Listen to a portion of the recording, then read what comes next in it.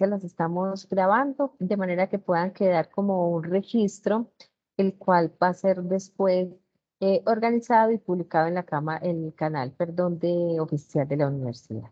Entonces, para que sepan que la intención de esta filmación es básicamente poder guardar ese respaldo que les quede para las interacciones posteriores. Hoy entonces en la conferencia que vamos a tener nos está acompañando el profesor John Camilo Duque. John Camilo Duque es ingeniero civil de la Universidad de Antioquia con estudios de maestría en ingeniería ambiental en el área de hidrogeología de la Universidad de Antioquia. Además es especialista en hidrología subterránea de la Universidad de la República de Uruguay. John Camilo se ha desempeñado como ingeniero con experiencia en hidrogeología en proyectos de consultoría con universidades, corporaciones ambientales, empresas públicas y privadas, y ha sido docente de cursos de hidrogeología, mecánica de fluidos y asesor de estudiantes de pregrado y posgrado en diferentes universidades. Don Camilo hoy nos presentará su conferencia sobre modelación de agua subterránea, entonces los dejo con Don Camilo. Adelante. Buenas tardes a todos, espero que se encuentren muy bien. Bueno, como lo contaba la profe Jacqueline, vamos a hablar hoy sobre la modelación en aguas subterráneas como un insumo para la gestión. La idea es conversar un poco de algunos aspectos generales en la modelación de aguas subterráneas y cómo se utiliza o se podría utilizar en algunos casos para la gestión de este importante recurso. Entonces, vamos a primero a entrar como en un contexto general de las aguas subterráneas, hablando un poco de por qué no me funciona acá el... espérate, tengo que encenderlo, ya. No está funcionando el... Está encendido, sí. Ahora sí, vamos a ver. Ya, sí. Entonces, bueno, ya solucionando acá el problema técnico, vamos a hablar entonces un poco sobre por qué estamos hablando de aguas subterráneas, ¿cierto? A nivel mundial, el uso creciente de las aguas subterráneas ha venido aumentando, ¿cierto? Eso vislumbrando la necesidad a nivel mundial por el consumo de agua, principalmente para abastecimiento humano, ¿cierto? En territorios, digamos, donde la disponibilidad de aguas superficiales ha sido escasa o, digamos, a través de la variabilidad climática, los fenómenos de cambio climático han hecho que esta situación sea cada vez más compleja. Es así que entonces en este año, en el año 2021, el Día Mundial del Agua se denominó por la UNESCO digamos, el Día Mundial del Agua en mención a las aguas subterráneas, a hacer visible lo invisible. Entonces, digamos que en este sentido nosotros estamos haciendo mención también a esto, digamos, también resaltando la importancia de las aguas subterráneas, no solo a nivel mundial, sino también esa importancia de las aguas subterráneas en el territorio nacional. Por ejemplo, esta imagen nos muestra cómo una comunidad en Nepal, en Asia, hace uso del agua subterránea para su abastecimiento en actividades diarias, ¿cierto? Actividades de consumo diario. Esta imagen, digamos, que nos muestra la importancia del recurso hídrico en ese territorio y el recurso hídrico subterráneo, pero también, por ejemplo, nos podemos mover para esta situación, ¿cierto? Este es una fotografía en un lugar, digamos, cerca a la costa, donde vemos cómo las personas construyeron una obra subterránea de forma artesanal. ¿Y cómo lo construyeron? Hicieron una excavación y mediante, digamos, llantas, iban reteniendo la arena para que no se colapsara el hueco y el agua empezara a fluir a través de las juntas o entre los espacios entre las llantas.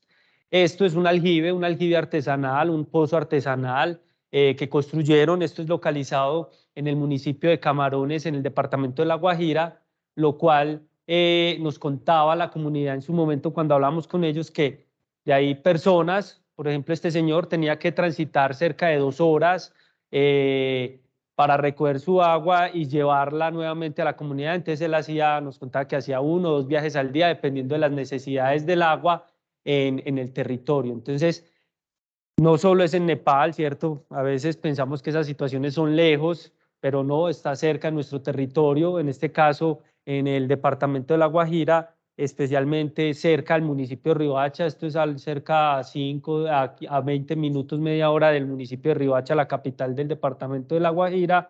Entonces, mostramos esa necesidad sobre el recurso hídrico. También porque es importante hablar sobre las aguas subterráneas. Es una imagen que siempre presentamos, pero es resaltando precisamente el valor de este recurso, ¿cierto?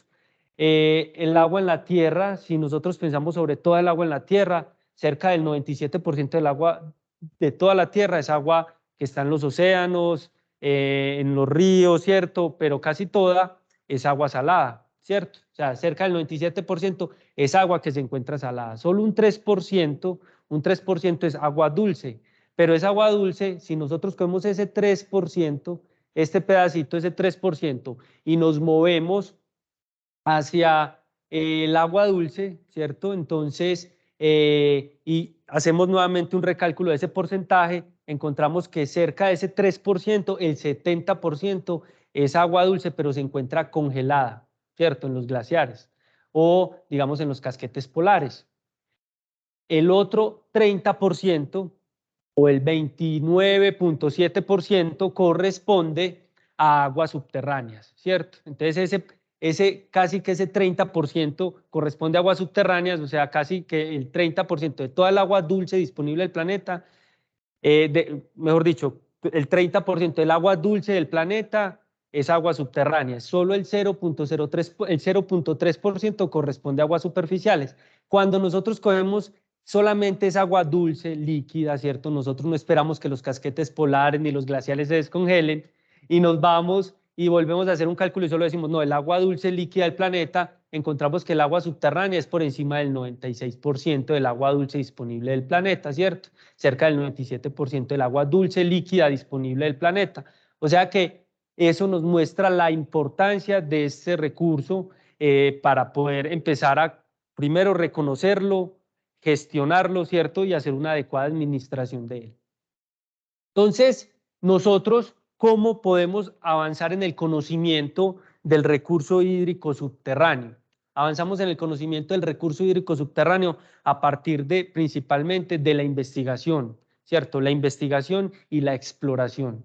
Pero para esto existen unas metodologías que se han venido refinando a través de diferentes, digamos, institutos de investigación a nivel nacional, internacional, ¿cierto? Por ejemplo, expertos, digamos, españoles, europeos, en general han avanzado mucho en el conocimiento, pero en Latinoamérica, en algunas regiones, también se ha avanzado fuertemente en el conocimiento de aguas subterráneas. Esta es una metodología de cómo nosotros podemos acercarnos al conocimiento de las aguas subterráneas en un territorio. Esto se le denomina el modelo hidrogeológico conceptual. El modelo hidrogeológico conceptual es una representación simplificada de la realidad, ¿cierto? ¿De la realidad de qué? Del sistema hidrogeológico, del sistema acuífero. Para poder nosotros llegar a ese modelo, ¿cierto? Ya estamos empezando ahí como a construir, a realizar una modelación, en este caso es una modelación conceptual, tenemos que realizar un conjunto de actividades que van desde identificar o reconocer cómo se almacena y cuáles son esas embalses subterráneos, cómo se almacena el agua subterránea y cuáles son esos embalses subterráneos en los, digamos, bajo nuestros pies, ¿cierto? Entendiendo que el objetivo de este modelo hidrogeológico conceptual es identificar las unidades hidrogeológicas. ¿Pero qué es las unidades hidrogeológicas? Son formaciones geológicas o parte o conjunto de formaciones geológicas que tienen unas propiedades hidráulicas similares, ¿cierto? O sea, las propiedades hidráulicas similares nos estamos refiriendo a propiedades en términos de almacenamiento y tránsito de agua, ¿cierto? Y una de las que más nos importa son los acuíferos, ¿cierto? Que son esa formación hidrogeológica que almacena y transporta agua, ¿cierto? Esas son las de gran interés para nosotros porque esas son las, digamos, las que son los grandes reservorios de aguas subterráneas a nivel, digamos, de todo el planeta. Entonces, para poder conocer esas unidades hidrogeológicas, especialmente los acuíferos, tenemos que tener un reconocimiento, digamos, de las unidades geológicas, cómo se distribuyen estas unidades geológicas en el territorio, ¿cierto? Su distribución, digamos, tanto en espacio como en profundidad, el contacto con diferentes unidades o con diferentes unidades geológicas. Por ejemplo, importante nosotros conocer cómo ingresa el agua al acuífero, ¿cierto? Entonces, por dónde ingresa el agua al acuífero, después de la precipitación, si por relación con los ríos, ¿cierto? Entonces, conocer nosotros un conjunto de actividades, por ejemplo, en las texturas del suelo, los tipos de suelo, ejercicios de balance hídrico, que básicamente es cuantificar cuánta agua precipita, cuánta agua escurre y al final cuánta agua se infiltra. Realizar ejercicios de nivelación piezométrica. Básicamente, ¿qué es la nivelación piezométrica? Es conocer digamos, la disponibilidad de energía o el nivel de energía del acuífero, del agua en el acuífero en diferentes puntos, ¿cierto? Entonces, ese nivel de agua, digamos, el nivel de energía del acuífero en diferentes puntos nos permite a nosotros identificar cómo el agua se mueve o en qué direcciones se está moviendo, ¿cierto? Entonces, solemos decir nosotros, en aguas subterráneas el agua puede subir, ¿cierto? Pero generalmente en los ríos el agua baja, ¿cierto? Pero en aguas subterráneas el agua puede subir. ¿Por qué? Porque el agua, o en sí el agua se mueve en los acuíferos, en los ríos, ¿cierto? Se mueve de las zonas de mayor energía a las zonas de menor energía. Entonces, con la nivelación piezométrica, nosotros evaluamos el nivel energético de los diferentes puntos en el acuífero, ¿cierto? Para identificar esas direcciones de flujo. Unas pruebas que nosotros denominamos pruebas de bombeo, pero se puede decir de forma general pruebas hidráulicas porque pueden ser pruebas de bombeo, pruebas de recuperación, que básicamente buscamos reconocer qué tan rápido, digamos, se mueve el agua y qué tanta agua almacena el acuífero, conocimiento de la química del agua en el acuífero para poder conocer la calidad. Esto nos lleva a qué? Básicamente nos lleva a reconocer las geometrías del acuífero, reconocer las zonas y las fuentes de recarga, reconocer las direcciones de flujo, reconocer las propiedades hidráulicas, reconocer la calidad del acuífero, la calidad del agua del acuífero, poder validar mediante la química, mediante modelación, incluso modelación hidroquímica, poder validar en la relación del agua entre el acuífero y el río, ¿cierto? Esas mezclas de agua, si hay contaminación, y todo eso nos permite a nosotros construir algo que se llama el modelo hidrogeológico conceptual, que es todo ese esquema que les estoy mostrando acá, que finalmente eso lleva a un objetivo, ¿cierto? Y es tener gestión y manejo del recurso hídrico, ¿cierto? Porque finalmente el objetivo principal para conocer, digamos, las propiedades de un sistema acuífero es realizar una gestión y un manejo, ¿cierto?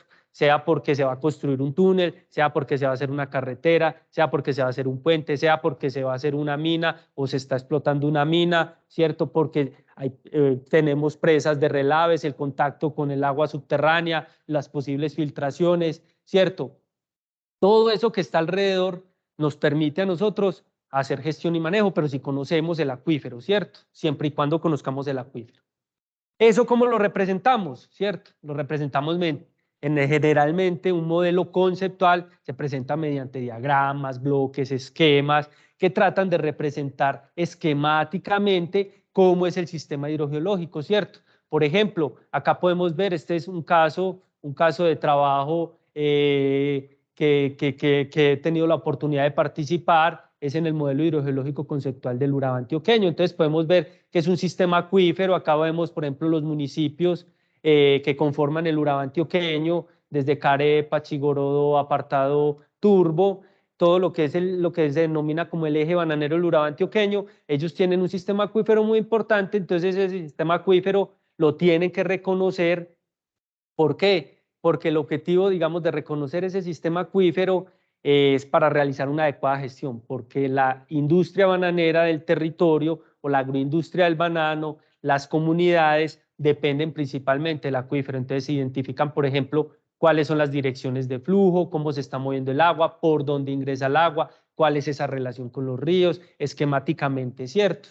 Acá, como se puede ver en la imagen del lado izquierdo, se pueden ver que hay direcciones de flujo que vienen desde las zonas de recarga muy al costado oriental de la zona de estudio, que pueden tener tiempos de viaje de miles de años, ¿cierto? Se ha identificado mediante datación de carbono que en ese territorio pueden haber aguas que llovieron y entraron al acuífero hace 28.000 años. O sea, llevan 28.000 años en el acuífero, que se instala un pozo y en cuestión de segundos llega a la superficie, ¿cierto? Y se le da un uso determinado. O sea, estamos cambiando el ciclo natural del agua. Entonces, esto nos ayuda a nosotros a conocer.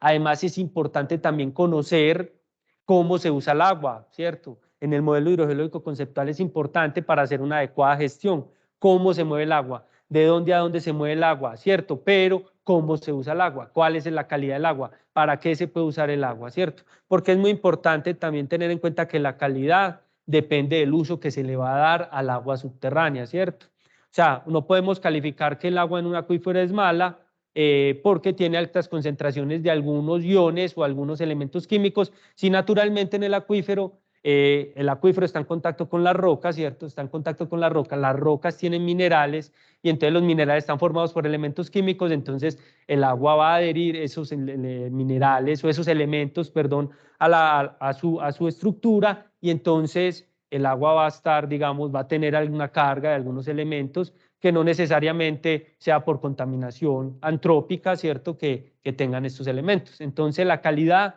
va a estar en función del uso, ¿cierto? Entonces es importante definir la calidad si es para consumo humano, si es para uso industrial, si es agroindustrial, ¿cierto? Entonces, bueno, es importante también conocer esto.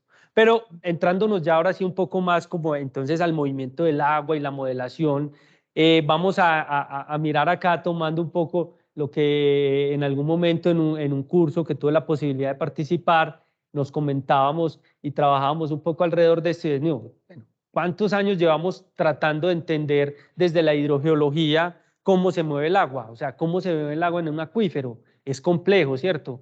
Nosotros en los ríos podemos ver cómo se mueve el agua porque digamos que podemos ir a hacer observaciones en campo, nos paramos frente al canal, podemos recorrer por el costado del cauce del río, poder ver el movimiento del agua, pero en las aguas subterráneas es más complejo porque el agua se mueve bajo nuestros pies.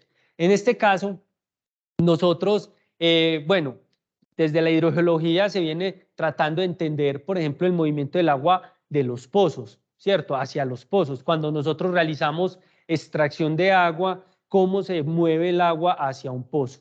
Y por allá desde los años 1850, con la ley de Darcy, que es una de las leyes más importantes, o tal vez la más importante que describe el movimiento del agua en los medios porosos, se hicieron las primeras formulaciones donde se definía que el caudal del agua que fluye a través de una columna, digamos, de un material granular, finogranular, ¿cierto? Está en función de la conductividad hidráulica del medio, por el gradiente hidráulico, por el área de esa sección por donde está transfiriendo o está transitando el agua. Pero también por allá en 1860, más o menos, salieron las ecuaciones de Thiem, unas ecuaciones que básicamente las ecuaciones de Thiem y de Dupuit, que básicamente que buscaban estas ecuaciones, tratar de representar en estado permanente cómo se mueve el agua desde en el acuífero hacia un pozo, tratar de representar eso.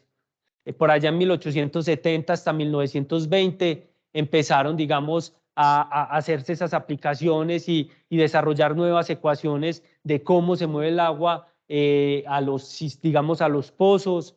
En 1930 llegaron digamos, aparecieron unas ecuaciones nuevas que básicamente trataban de describir ya no en condiciones estacionarias, o sea, cuando el nivel del agua empezamos a bombear en condiciones estacionarias, es que empezamos a bombear y cuando ya el nivel del agua, por mucho tiempo que usted bombee, el nivel del agua en el pozo no baja, ahí definimos que estamos en condiciones estacionarias, pero en 1930 ya surgieron, Theiss desarrolló, planteó unas nuevas ecuaciones para definir, digamos, en condiciones transitorias, o sea, cuando hablamos en régimen estacionario no podemos conocer el almacenamiento, podemos conocer las propiedades que nos definen el tránsito del agua, pero no el almacenamiento, mientras que en régimen transitorio sí podemos conocer también esa capacidad de almacenamiento del acuífero.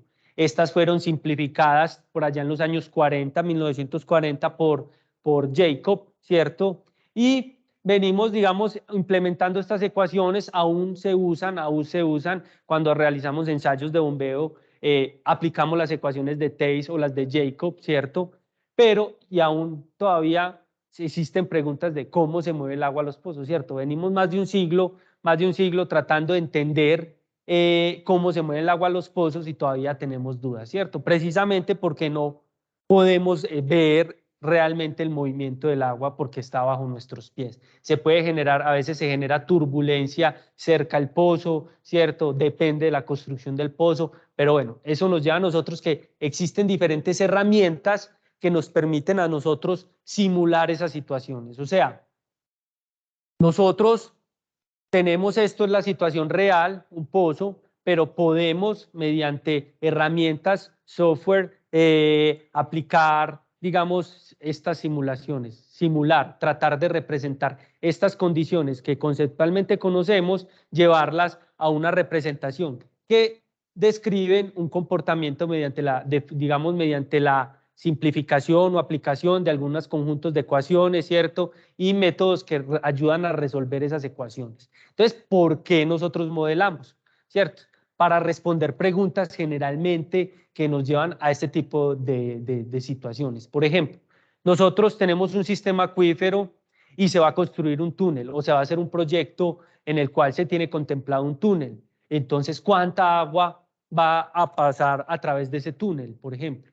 Entonces, nosotros, ¿cómo sabemos eso? Hasta que se construya el túnel o esperamos que, digamos, digamos, una vez hasta que se construya el túnel o digamos que suponemos, ¿cierto? O modelamos, ¿cierto? Entonces, ¿cómo modelamos eso? Conociendo las propiedades hidráulicas del medio, conociendo la distribución del acuífero, aplicando algunos modelos matemáticos, ya vamos a ver. Entonces, podemos responder esas preguntas, simular, ¿cierto? Irnos hacia el futuro y decir, ve, bajo estas condiciones, esta agua ingresaría al túnel, bajo estas condiciones, ¿se secarían o no se secarían los manantiales? Otra pregunta es, por ejemplo, vamos a construir un pozo de abastecimiento, un pozo, digamos, que va a extraer, como en el caso de la región de Urabá, pozos que extraen hasta 120, 160 litros por segundo de agua. Entonces, ese cono de abatimiento, cuánta agua, digamos, o cómo van a ser los descensos del nivel freático alrededor del pozo, cerca al pozo, cuáles van a ser, digamos, las distancias o las zonas de influencia de ese pozo, ¿cierto? Ese pozo sí va a ser factible, la producción de esa cantidad de agua, sí podemos extraer tanta agua del acuífero, responder ese tipo de preguntas que básicamente solo se permitirían conociendo o teniendo las características conceptuales del sistema, o sea, las propiedades del medio, y aplicando unos modelos matemáticos que nos permitan a nosotros visualizar a futuro. ¿Cómo se relaciona el acuífero con un río, cierto? Conceptualmente sabemos que generalmente, cierto, generalmente en épocas de verano, las aguas subterráneas mantienen el caudal base de los ríos, cierto. Entonces las aguas subterráneas entregan agua hacia los ríos y el agua, por eso es que uno en épocas de verano extenso, generalmente uno ve que los ríos llevan agua. ¿Por qué? Esa es la descarga, en muchos casos, la descarga de aguas subterráneas que va manteniendo ese caudal natural del río. Pero en épocas de invierno puede suceder lo contrario. Aumentan los niveles en el río, el acuífero no aumenta tan rápido sus niveles, entonces el agua puede fluir desde el acuífero, desde el río hacia el acuífero. Entonces estas situaciones también se pueden modelar, ¿cierto? Se pueden representar y simular a futuro. ¿Cómo se mueve un contaminante en el acuífero, ¿cierto? Por ejemplo, hay un vertimiento producto de una planta de tratamiento o de una planta de tratamiento de aguas residuales o digamos, de un botadero de basura, ¿cierto? O de una fuga de algún químico en una industria. O, por ejemplo, digamos, las plantas nucleares también construyen repositorios de desechos nucleares. Entonces, ¿cómo se mueve el agua? Digamos, frente a una eventual ruptura, por ejemplo, de ese depósito de desechos nucleares. Entonces, ¿cómo se podría haber afectado el acuífero con el movimiento del agua de esos, digamos, en contacto con esos desechos nucleares? Por ejemplo, ¿cuáles serían los efectos de los niveles piezométricos cuando se construye un pit de explotación minera, ¿cierto? Entonces, por ejemplo, cuando se extrae carbón, cuando se extrae cobre, cuando se extrae oro, ¿cierto? Generan descensos grandes en el terreno, ¿cierto? A veces se hace mediante socavones, pero también se hace mediante grandes excavaciones que ocupan grandes áreas que obviamente necesitan drenar, entonces, para que no se les inunde el frente de explotación. Entonces, ¿cómo va a afectar eso? Digamos, los niveles piezométricos, o sea, el nivel del agua a las comunidades. Por ejemplo, este pit de explotación va a afectar la población que se encuentra o los pozos que se encuentran a 50, 60, 100 kilómetros o solo los pozos que están a 100 metros, 200 metros, ¿cierto? Es poder simular y entender eso. Para eso es que modelamos, ¿cierto? Esa es una parte, modelamos conceptualmente, es entender el sistema, ¿cierto? Pero modelamos también mediante el uso de software y programas que nos ayudan y aplicación de algunos modelos, y por eso es que viene esta diapositiva, me parece muy importante tener claro estas tres definiciones. Cuando hablamos de modelo, estamos hablando, bueno, en este caso tal vez podemos decirlo, un modelo conceptual, estamos representando, es un ente que digamos que muestra o representa el funcionamiento de un sistema, ¿cierto? Y como es un modelo, es una representación simplificada, ¿cierto? Un modelo no puede pretender representar al 100% toda la situación real de un sistema. Un modelo, digamos, numérico, un modelo hidrogeológico numérico, es la representación numérica, o sea, ya ahora sí, no es conceptual, no es el agua se mueve de un punto a otro, no, sino cuánta agua se mueve, cuánta agua descarga el río cuánta agua le da al acuífero, si extraigo digamos, este caudal mediante la construcción de un pozo, cuánto sería el abatimiento del nivel del agua, puedo tener subsidencia, la subsidencia sería de cuántos centímetros, ¿cierto? Por ejemplo, en algunos casos sucede eso, pero también, por ejemplo, cuánto tiempo tardaría el contaminante en transitar a través del acuífero. Entonces, por ejemplo, un modelo hidrogeológico numérico nos permite a nosotros eso.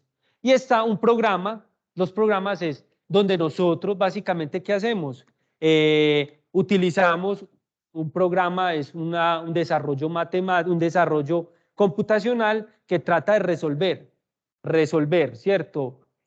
Aplicando métodos numéricos, un sistema de ecuaciones que nos representan el comportamiento matemático del sistema, ¿cierto? O sea, hay unas ecuaciones que son las que vemos acá, hay unas ecuaciones fundamentales que nos ayudan a entender el movimiento del agua en los acuíferos, pues partimos desde la ley de Darcy, ¿cierto? Desde la ecuación de Darcy que básicamente nos define la cantidad de agua que se puede mover a través de un medio poroso en función de, digamos, o proporcional a la propiedad o la conductividad hidráulica del medio, pero también al balance de masas, que el balance de masas básicamente nosotros lo entendemos como caudal que sale es igual a caudal que entra, o caudal que entra igual a caudal que sale, más o menos el cambio en el almacenamiento, ¿cierto?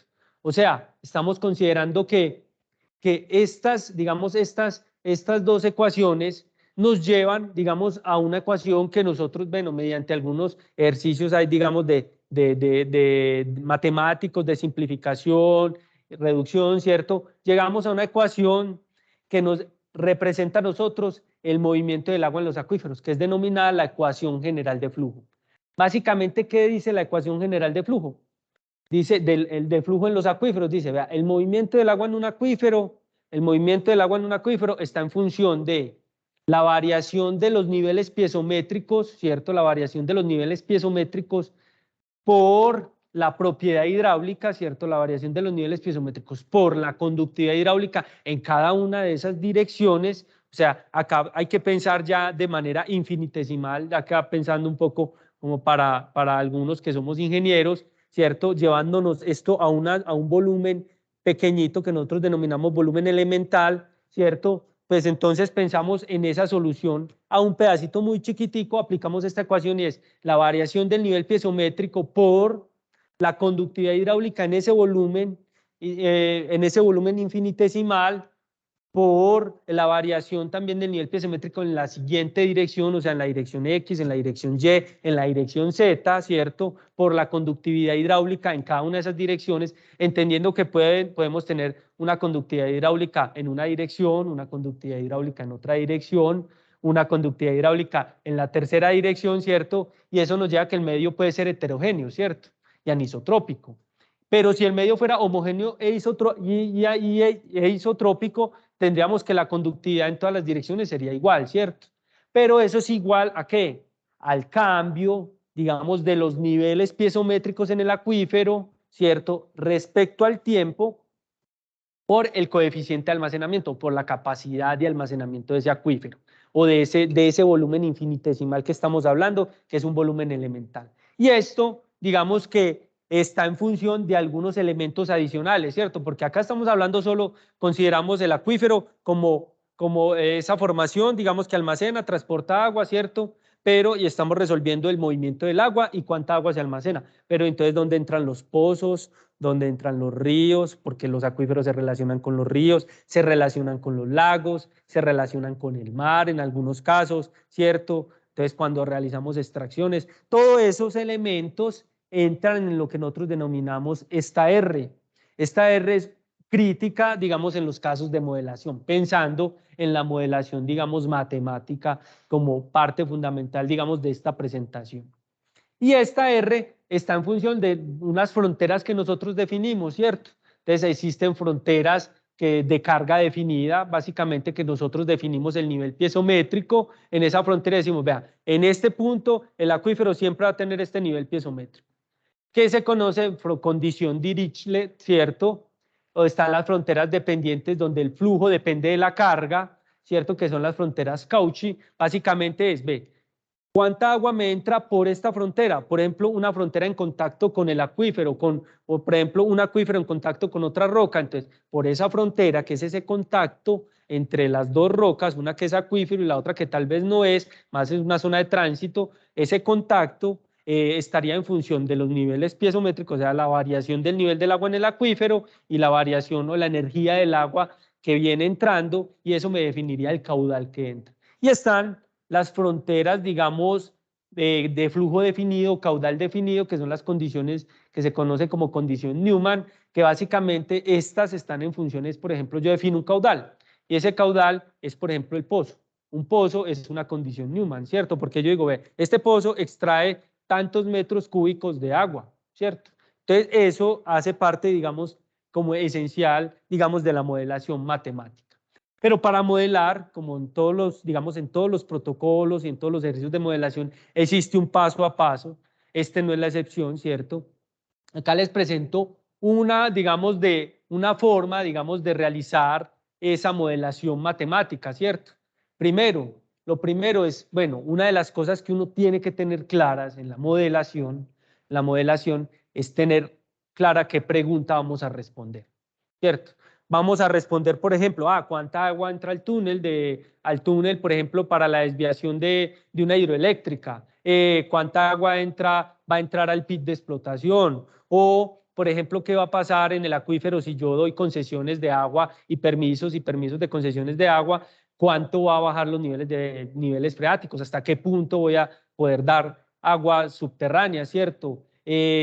Por ejemplo, digamos en algún caso, por ejemplo, bueno, vamos a mirar cómo se comporta un contaminante en el acuífero, dada X situación, por ejemplo, un vertimiento, por ejemplo, el rompimiento de presas, por ejemplo, de relaves.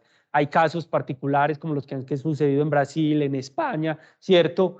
Que nos ayudan a nosotros, que básicamente son situaciones de estrés, por ejemplo, y fuentes de contaminación fijas, puntuales o a veces distribuidas. Entonces eso también se puede modelar y cómo afectaría eso, digamos, en el acuífero. Entonces, primero tener esa pregunta. Para tener esas preguntas, entonces nosotros tenemos que conocer, ya cuando tenemos la pregunta, tenemos que tener un modelo hidrogeológico conceptual. ¿Cierto? Un modelo hidrogeológico, saber cómo se comporta el acuífero, cuántos acuíferos hay, cómo es su distribución, tenemos propiedades hidráulicas, tenemos recarga, tenemos balance hídrico, toda esa primera parte que les mostré al inicio, que es parte de esa modelación, pero conceptual, ¿cierto? Tener información histórica, eso es importante para poder conocer cómo se ha comportado el sistema en el tiempo, ¿cierto? Entonces, pues, es necesario tener información histórica. Por ejemplo, conceptualizar el acuífero. Entonces, primero, ya, nosotros tenemos un modelo conceptual, tenemos información histórica, ya tenemos la pregunta a resolver. Luego es, bueno, ¿qué ecuaciones aplican a nuestro sistema? Por ejemplo, una situación muy general o muy común que nos sucede es, bueno, nuestro acuífero es un acuífero detrítico poroso o un acuífero fracturado, ¿cierto? Si es un acuífero detrítico poroso, aplican unas ecuaciones, ¿cierto? Si es un acuífero fracturado, un acuífero kárstico, tal vez ya no podemos aplicar la ley de Darcy, ¿cierto? Entonces, bueno, entonces ahí hay unas simplificaciones, o ese acuífero fracturado o ese acuífero kárstico lo podemos simplificar como un acuífero poroso, ¿cierto? Entonces, que básicamente uno puede decir es un acuífero poroso equivalente, ¿cierto? Cuando el medio está muy fracturado. Entonces uno puede hacer esas simplificaciones, porque entendiendo que una modelo es una simplificación, ¿cierto? También de la realidad. Representar la geometría del acuífero es esencial, ¿cierto? Eso es importante porque básicamente en esa geometría nos va a mostrar por dónde, cómo, cuánta agua se mueve y cómo se mueve en el acuífero, y matemáticamente la podemos representar. Ya después de que nosotros conocemos la geometría, todo esto hace parte de lo que se llama la hidrogeología clásica, ¿cierto? Básicamente, casi que todo esto es como modelación conceptual, ¿cierto? Porque aún no hemos aplicado soluciones matemáticas o modelaciones matemáticas que nos permitan cuantificar, ¿cierto? En este caso conocemos cómo se mueve el agua, de dónde a dónde se mueve, es posible aproximarnos a cuántos serían los abatimientos, ¿cierto? Pero no sabemos cuánto caudal se va del agua del acuífero al río, del río al acuífero, ¿cierto? Cuánto tiempo tardaría un contaminante de moverse de un punto a otro, ¿cierto? Entonces ya aquí entra la modelación numérica, como una de esas primeras herramientas más útiles para realizar modelación y empezar a colocarle números, ¿cierto? A colocarle números, es decir, bueno, ¿cuánta agua entra del río al acuífero? ¿O cuánta agua del acuífero al río? ¿Cuánta agua va a entrar al pit de explotación, ¿cierto? ¿Cuánta agua entra al túnel, ¿cierto? ¿Cuál será ese abatimiento durante 5 meses, 6 meses de bombeo permanente, ¿cierto? El pozo sí va a dar esa cantidad de agua. Entonces, ahí es donde empezamos a aplicar ya la modelación matemática. Y la modelación matemática, entendiendo que seguimos siendo, esto es una simplificación de la realidad, nosotros tenemos que discretizar ese modelo. Discretizar ese modelo es ¿qué? Básicamente llevar esa representación, esa geometría que ya digamos que en el caso, por ejemplo, acá de la universidad de IA, los ingenieros geólogos conocen muy bien, los geólogos conocen muy bien, porque eso hace parte, digamos, de su vida cotidiana, construir modelos conceptuales. Ese modelo conceptual, llevarlo ya a discretizar, por ejemplo, en continuidad, decir, bueno, cuántas celdas, cuántos elementos finitos, cuántos volúmenes finitos vamos a tener en nuestro sistema, ¿cierto? Eso hay que representarlo en una malla, básicamente, ¿cierto?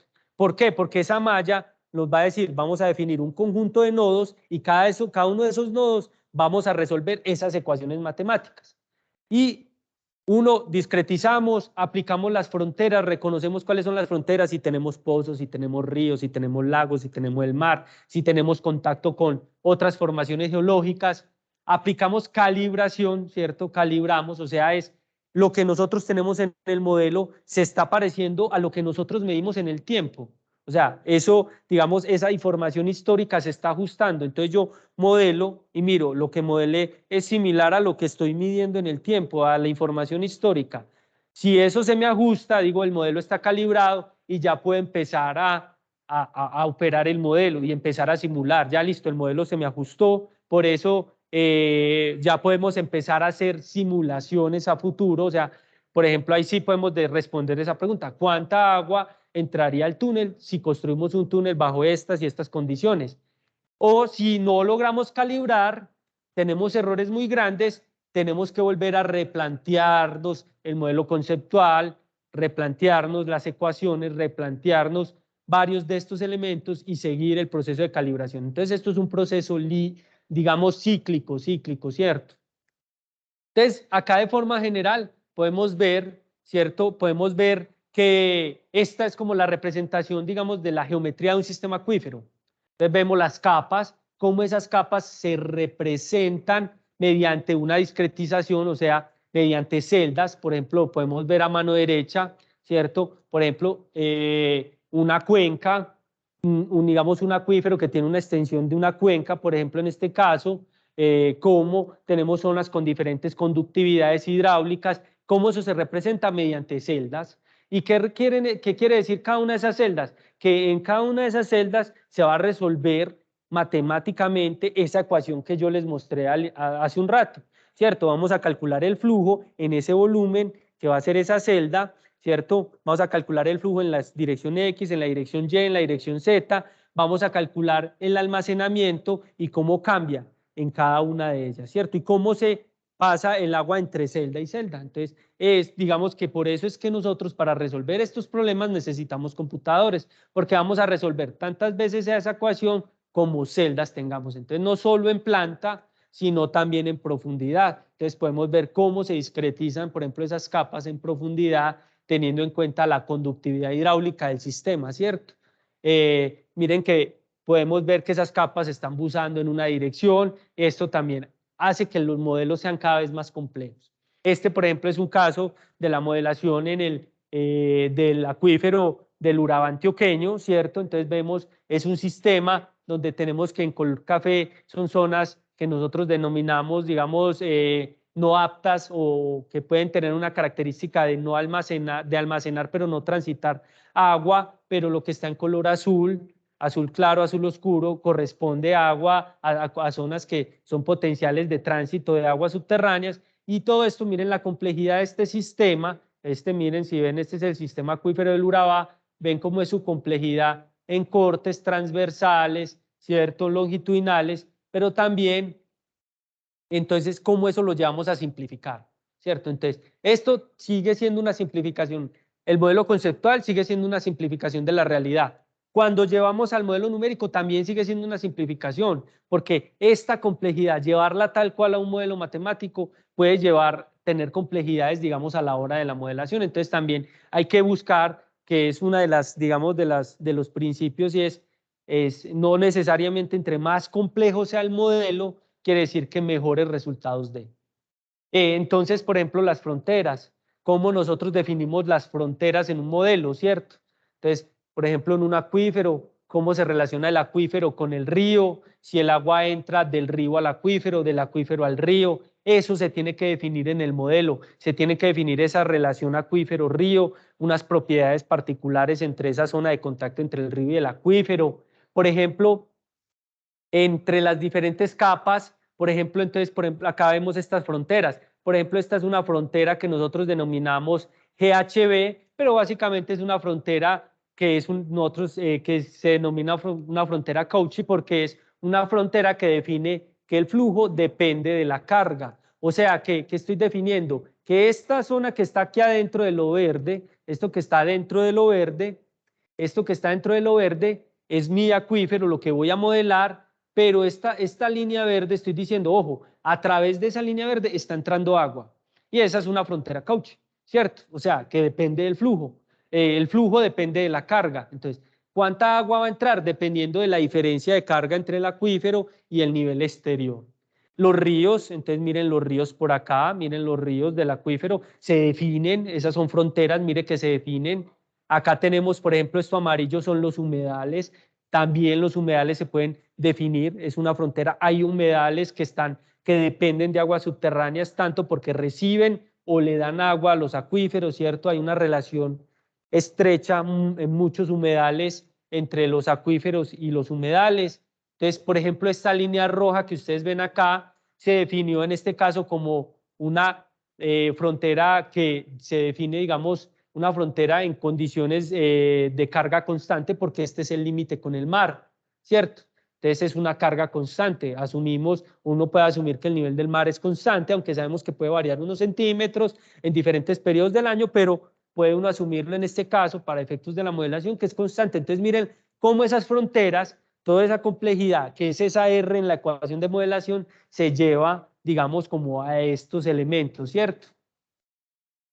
Ya después de que uno define esto, ¿cierto? O sea, ya uno definió la geometría, las zonas digamos, las condiciones de borde o las fronteras, ya viene el proceso de calibración. ¿Cómo se mueve el proceso de calibración? Básicamente es que lo que nosotros estamos obteniendo en la modelación, lo que nosotros modelamos, cómo se refleja o cómo, mejor lo siguiente, cómo lo que nosotros medimos en campo o lo que se ha medido históricamente en campo mediante mediciones de los niveles freáticos o niveles piezométricos del acuífero, cómo se relacionan con lo modelado. O sea, qué tanto se parece lo modelado con lo observado, ¿cierto? Y entonces, entre más cerca estén a esta línea,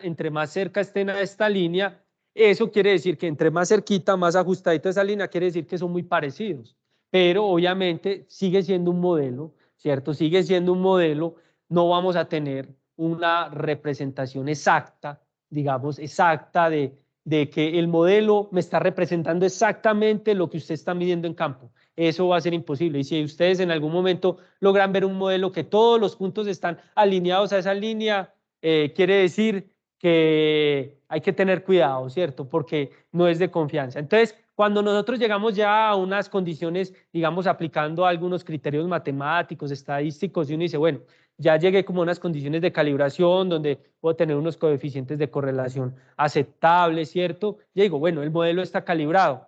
Cuando el modelo está calibrado, ya voy a hacer las simulaciones. Entonces, cómo se mueve el agua en el acuífero. Por ejemplo, acá podemos ver que estas son las zonas, en el caso de aquí, las zonas de azul oscuro son las zonas de mayores niveles piezométricos. Se puede ver que gran parte del agua es captada por los ríos. Y luego esto nos entrega a nosotros un balance de masas. Un balance de masas, no acá te a traerlo acá y ponerlo en la diapositiva, pero un balance de masas en el cual básicamente dice, vea, por cada uno de los ríos está entrando tanta agua, pero los ríos le están entregando tanta agua al acuífero. En los humedales están recibiendo tanta agua y también están entregando tanta agua al acuífero. Los pozos están extrayendo tanta agua y eso generan unos abatimientos de tantos metros.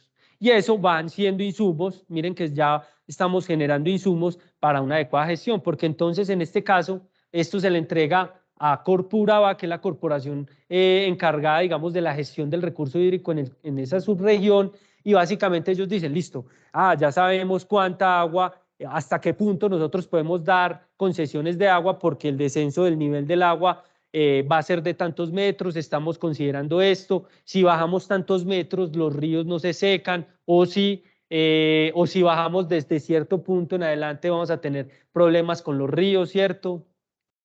Entonces, eso nos lleva a la gestión, ¿cierto? Entendiendo la gestión del recurso hídrico como una situación donde todos los actores del territorio tienen que hacer parte de esa gestión, ¿cierto? Y todos tienen, digamos, posibilidad o derecho a usar el agua. Obviamente hay, digamos, hay usos o actividades que requieren un uso prioritario del agua. En este caso, por ejemplo, en el país, en Colombia, el uso prioritario para el agua es para consumo humano, ¿cierto? Abastecimiento humano, pero también entonces sabemos que muchas regiones económicamente se abastecen de agua subterránea, ¿cierto? Y entonces se abastecen para consumo humano, pero industrialmente dependen también de agua subterránea. Entonces el desarrollo económico también va de la mano de la extracción de aguas subterráneas. Entonces, ¿cómo se empieza a hacer esa, digamos, esa correlación como entre los dos elementos? Entonces, es muy importante aquí los modelos, ¿cierto? Porque entonces los modelos deben usarlos en la gestión como qué, como un sistema de contabilidad del agua. Nosotros debemos saber cuánta agua está entrando a nuestro acuífero, cuánta agua se está saliendo, se está, digamos, moviendo por el acuífero, está saliendo por los ríos, está saliendo por los humedales, cuánta agua, digamos, podemos utilizar sin generar efectos, por ejemplo, en la naturaleza, ¿cierto? Por ejemplo, sin generar efectos en los ecosistemas. Hay ecosistemas que son muy sensibles, que si baja el nivel freático X metros, por ejemplo, se puede empezar a perder alguna vegetación, algunos animales, ¿cierto? Entonces, eso también es muy importante, tener ese sistema, poder tener como esa, como digamos, ese elemento que nos ayude a nosotros a tener como esa cajita que podamos saber cuánta agua es como las cuentas de la casa, ¿cierto? Entonces, cuánta plata tengo, cuánta me puedo gastar, cuánta ahorro, cuánta utilizo para mis gastos, ¿cierto? Y entonces miro si estoy en déficit, si estoy en superávit, ¿cierto? Y entonces si puedo gastar más, puedo gastar menos o tengo que empezar a reducir costos. Lo mismo pasa con el agua, ¿cierto? El modelo o sea, un modelo establece cuánta agua entra y cuánta agua sale. Y y es igual a lo que puede almacenar el acuífero. Entonces, eso es necesario. Eso es necesario. ¿Por qué? Porque en este caso, por ejemplo, una autoridad ambiental, pensando nuevamente en la gestión como un objetivo final de la modelación, es, bueno, ¿cuánta agua puedo concesionar? ¿Hasta qué punto puedo concesionar agua? Pero también, por ejemplo, en un túnel, ¿cierto? No, si voy a hacer ese túnel, ¿hasta cuánto para mí es permisible que salga agua por ese túnel? Entonces yo cómo voy a proponer un método constructivo, ¿cierto? Para que por ese túnel salga hasta lo que yo ambientalmente puedo, digamos, aceptar. Es una herramienta de decisión, ¿cierto? Es una herramienta de decisión, o sea, los modelos, el futuro, digamos, en algunas regiones del mundo, incluso en algunos sectores del país, en sistemas, digamos, acuíferos donde se han estudiado muy a fondo, por ejemplo, en los acuíferos del Valle del Cauca, la modelación matemática es fundamental para, por ejemplo, dar permisos de concesiones, ¿cierto? Entonces, por ejemplo, bueno, vamos a tomar una decisión, vamos a hacer, por ejemplo, un sistema de bombeo.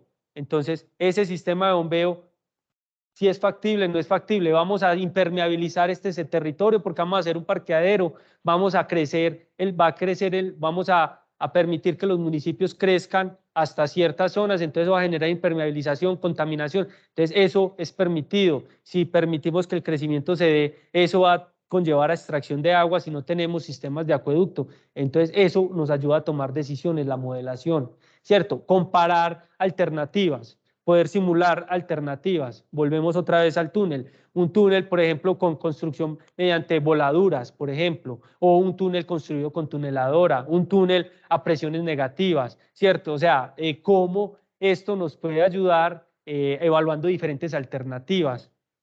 Entonces, digamos, necesario, como en todo ese panorama, los modelos matemáticos cómo juegan. Y también ya han empezado a entrar desde hace varios años diferentes visiones o nuevas visiones también de la modelación que van de la mano, digamos, de entender que las aguas subterráneas en general son complejas, ¿cierto? Entender el movimiento del agua subterránea, cómo se mueve, es complejo. Y a eso le sumamos también las situaciones que suceden en el territorio, que suceden en la superficie, los efectos que el humano puede generar sobre ellas también son complejos de entender y a veces de simular. Entonces, para resolver estos problemas, a veces superan la capacidad de los seres humanos. Entonces, necesitamos, ¿cierto? Necesitamos sistemas computacionales, computadores, equipos que nos permitan a nosotros, digamos, poder realizar estos ejercicios y estos ensayos en tiempo real, ¿cierto?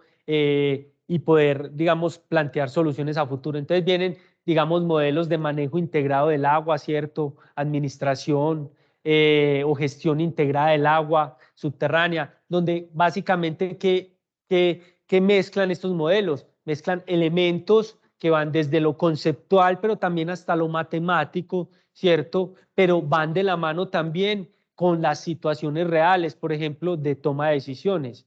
Por ejemplo, entonces, por ejemplo, la gobernanza, ¿cierto? Cómo el territorio puede también estar, digamos, compenetrados los actores del territorio con las aguas subterráneas, hacen parte de esa gestión de las aguas subterráneas, decisiones complejas, por ejemplo, que se tengan que tomar en el, digamos, mediante, digamos, el uso o la ocupación del territorio o situaciones de contaminación, ¿cierto?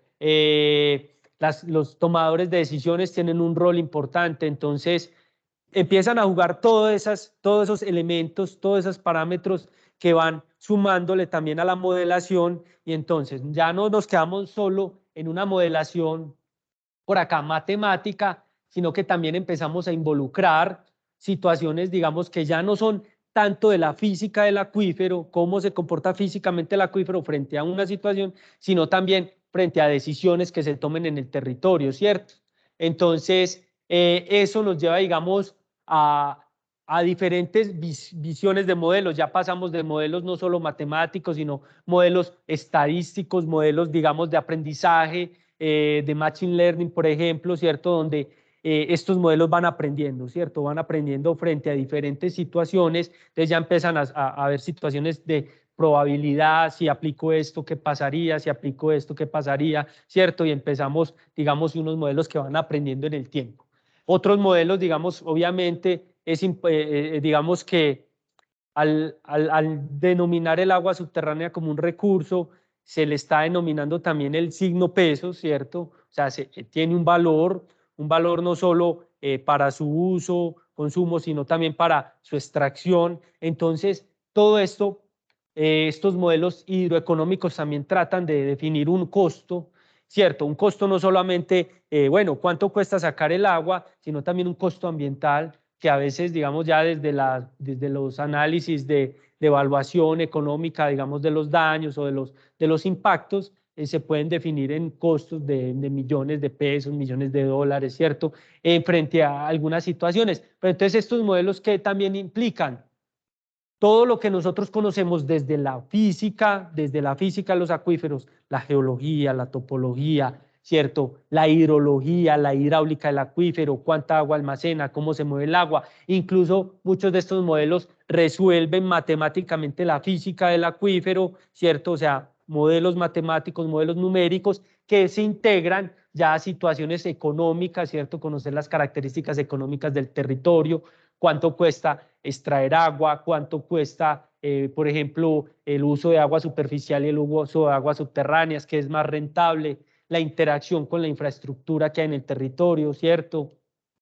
Digamos, las limitantes ambientales o digamos las limitantes que podemos tener como en las instituciones de medio ambiente, ¿cierto? Porque también ahí pueden haber limitantes como en las autoridades ambientales en términos normativos, pero también en términos de conocimiento. Y finalmente, eso nos permite, mediante esos modelos, digamos ya modelos, como les decía ahorita, probabilísticos, modelos de aprendizaje, poder simular, por ejemplo, cuánto cuesta, podemos administrar, digamos, administrar mejor el agua frente a posibles decisiones, pero también en situaciones cuáles serían los beneficios económicos, beneficios ambientales y costos, posibles costos del agua, ¿cierto? Entonces miren que la modelación está trascendiendo también no solo a pensar en la física del agua subterránea, entender pues esa entrada y esa salida del agua subterránea en el acuífero, cómo se mueve el agua en el acuífero, sino también cómo se relaciona con los demás elementos, tanto de carácter económico como de carácter, digamos, ambiental, digamos, relacionados como con los humanos. Entonces, finalmente, estas conclusiones las traigo de un profesor que es un amplio conocedor, digamos, de la modelación. Él se llama Jesús Carrera. Básicamente él nos decía, y las traigo textualmente precisamente porque me parecen muy interesantes y más para el ambiente ahora, digamos, en el que nos estamos moviendo acá, la universidad, por ejemplo, empezar a incentivar los estudiantes en el estudio de las aguas subterráneas, pero no solo en el estudio desde lo conceptual, sino también desde lo matemático, la modelación.